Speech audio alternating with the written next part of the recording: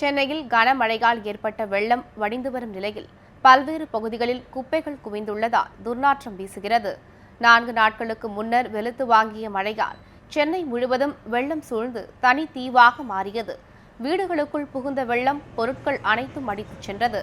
4 நாட்களுக்கு பின்னர் கோயம்பேடு, விருகம்பாக்கம் உள்ளிட்ட பகுதிகளில் தற்போது வெள்ளம் வடிந்து வரும் நிலையில் வீடுகளிலிருந்து வெள்ளத்தில் அடித்து வரப்பட்ட பொருட்கள் அனைத்தும் ஆங்காங்கே குவியல் குவியலாக கிடக்கின்றன.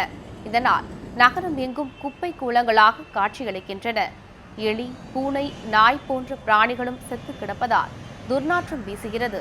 எனவே வெள்ளம் வடிந்த பகுதிகளில் உள்ள சிதறி கிடக்கும் குப்பைகளை மாநகராட்சி நிர்வாகம் அகற்ற வேண்டும் என்று பொதுமக்கள் கோரிக்கை விடுத்துள்ளனர்.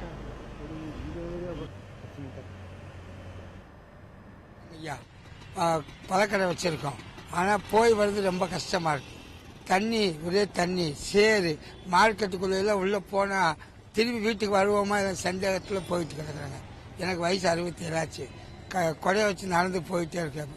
ஒரே வழுக்கிறது எல்லாமே, எங்க பார்த்தாலும் ஒரே கலிஜியா இருக்கு. அது கொஞ்சம் ஏற்பாடு.